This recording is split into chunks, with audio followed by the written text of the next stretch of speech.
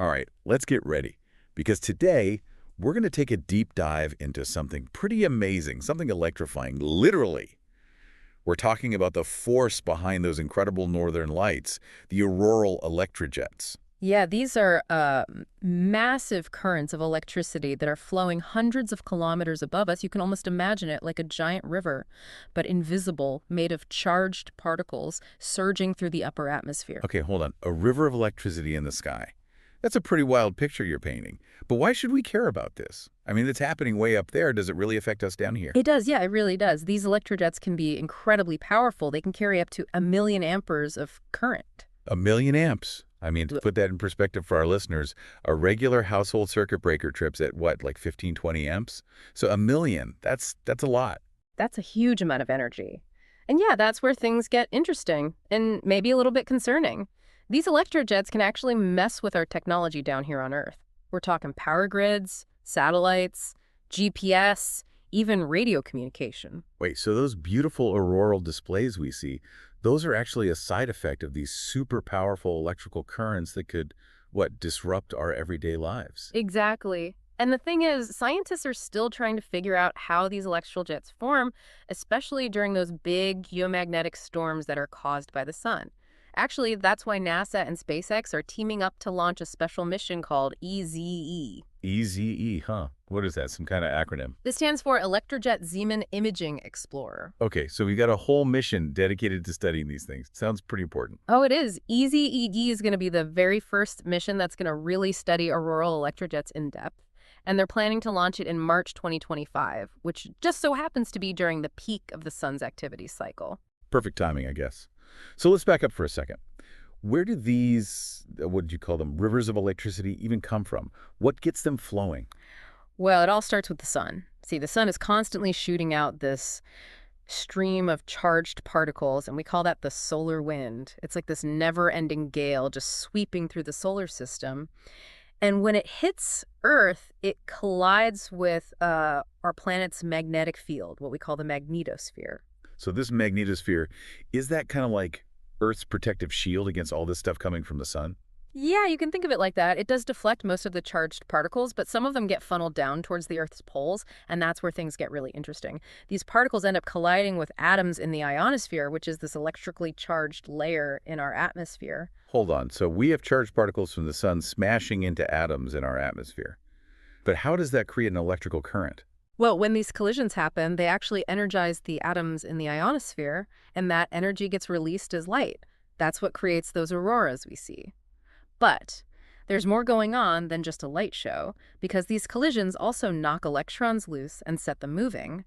And that flow of electrons, that's what creates the auroral electrojets. Wow. Okay, so those mesmerizing northern lights, the ones that everybody loves to see pictures of, those are like a visual side effect of these invisible electrical currents that are flowing high above us. Yeah, that's it. It's kind of a beautiful reminder that there's this constant, powerful interaction happening between the sun and the earth. And it's something that can have a very real impact on us down here. And speaking of impact, you mentioned earlier that these electrojets can actually disrupt our technology. Oh. How does that actually happen? What's the connection between something happening way up in the atmosphere and, let's say, a power outage down here? Well, one of the fundamental ideas in electromagnetism is that when you have an electrical current that's moving, it generates a magnetic field around it.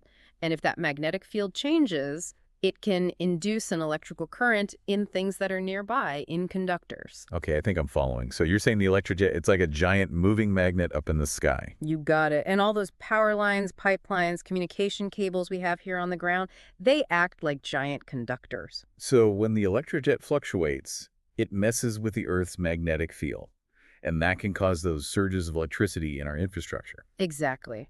These surges, we call them geomagnetically induced currents, or GICs, and they can be strong enough to overload things like transformers, which can lead to blackouts, disruptions in communication signals, and even, over time, corrode pipelines. Yikes, that sounds pretty serious. Yeah. Have there been any real-life examples of this kind of disruption? I mean, has this actually happened? So there have actually been times when these electrojet-induced currents have caused big problems. Oh yeah, definitely. One of the probably the most famous one is the Quebec blackout that happened back in 1989. A huge solar flare caused this massive geomagnetic storm, and the energy surge that came from that actually knocked out power to the entire province of Quebec. Millions of people just in the dark for hours. Wow. I mean, that's a pretty stark reminder of just how vulnerable our technology is to these things that most of us never even think about. And it's not just power grids that are at risk. Back in 2003, there were these Halloween storms, another bunch of really powerful solar flares, and they caused problems for satellite communications, GPS systems all over the place. I think some satellites were even permanently damaged. It really sounds like it's pretty important, understanding and being able to predict these electrojets, because we're not just talking about a minor inconvenience like a power outage. It could have a much bigger impact. Oh, absolutely. And that's a big part of why this EZI mission is so important. It's a huge step towards understanding space weather better and, protecting our technology from these events that could be really devastating. So you mentioned EZIE is going to be using these things called CubeSats. What are those? What are they and why use them for this mission? CubeSats are, well, they're really changing the way we explore space. They're these small, standardized satellites, usually about the size of, I don't know, like loaf of bread, which means they're way cheaper and faster to build and launch compared to those big traditional satellites. So it's kind of like trading in a gas-guzzling SUV for a sleek little electric car. Yeah. You can still get where you need to go, but it's just more cost-effective and you can get around easier. That's a perfect analogy. And because they're so much smaller and lighter, you can launch a bunch of CubeSats on just a single rocket, which makes it even cheaper. So for EZIE, they're going to be launching 3 CubeSats, and each one will have its own special set of instruments. So it's like having a whole team of tiny scientists up there working together to gather information. What kind of information are they going to be collecting? They're going to be measuring the magnetic fields and microwave emissions that are coming from the electrojets. And this is going to give scientists a really incredible view of what's happening with the electrojet activity and help them figure out how these currents actually form and how they behave. So we're basically sending out these little detectives to make a map of these invisible rivers of electricity flowing high above us. I mean, it's kind of like having a weather map, but for space weather. Exactly. And just like a weather map helps us predict storms and make decisions about what we're going to do, these electrojet maps are going to help us better predict and get ready for space weather events and hopefully protect our important infrastructure. Okay, so we've been talking a lot about how these electrojets can mess up our technology. But are there any good things about studying them? Like, could we possibly use this energy for our own purposes? That's a really interesting question. Most of the focus is on how to lessen the bad impacts, but there might be some good things that come from studying electrojets. For example, if we can really understand how they interact with the ionosphere, we might be able to make radio communications better, especially in those really remote polar regions. Yeah. So instead of just trying to, shield ourselves from these electrojets, we could actually learn to use them to our advantage. Exactly. It's pretty early, we're just starting to explore this, but there's definitely some potential there for innovation. Now, you mentioned earlier that the EZIE mission is going to launch in March 2025, and that just so happens to be the peak of the sun's activity cycle. Can you explain a bit more about that, and what does that actually mean for this mission? So the sun goes through this 11-year cycle, and, it has periods where there are lots of sunspots and solar flares and other times where there are fewer. And during solar maximum, which is the peak of that cycle, the sun is much more active. So it's throwing out way more intense solar flares and these things called coronal mass ejections. So are you saying that during solar maximum, there's basically more fuel for these auroral electrojets? Exactly. It's like, the sun is having a huge party and the auroral electrojets are the main event. The EZIE mission is going to get to see the electrojets under some of the most extreme conditions, which could lead to some amazing new discoveries. Sounds like they're launching the mission at just the right time to catch all the action. What are the scientists hoping to learn from all this data? Well, one of the main things is to make these detailed maps of what the electrojet structure looks like, how their intensity, size, and location change over time. This will help them understand how things like the strength of the solar wind, the way the Earth's magnetic field is oriented, even the time of day, how all of that affects the electrojets. So like a weather map for space, specifically for tracking these electrical currents. You got it. And just like those weather maps help us get ready for storms and make decisions about our daily lives, these electrojet maps are going to help us get better at predicting and managing the risks that come with space weather. Okay, so we know EZIE is scheduled to launch in March of 2025. What happens after that? How long will it take for the CubeSats to start collecting data and sending it back down to Earth?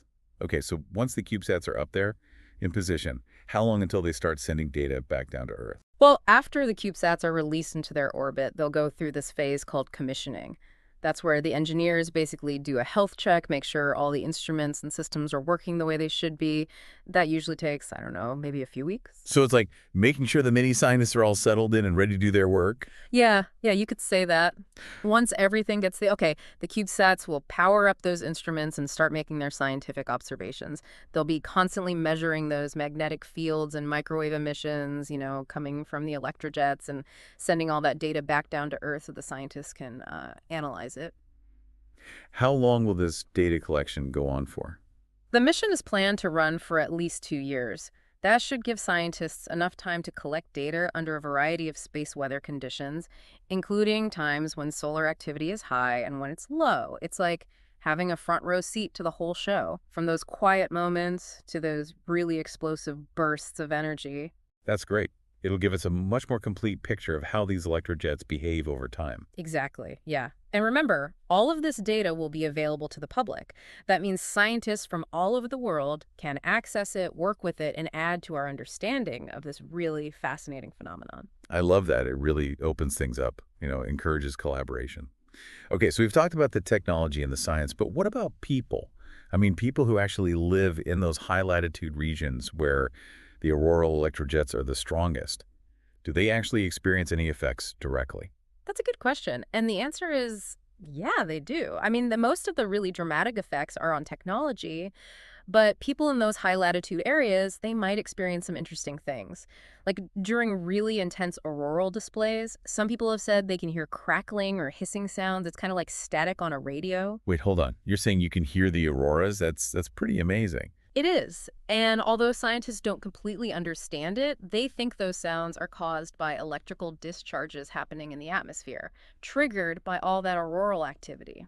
So it's not the light itself we're hearing, but the electrical activity that's causing it. Exactly. And another thing that people in those regions might experience is some disruptions to radio or TV signals when there are geomagnetic storms.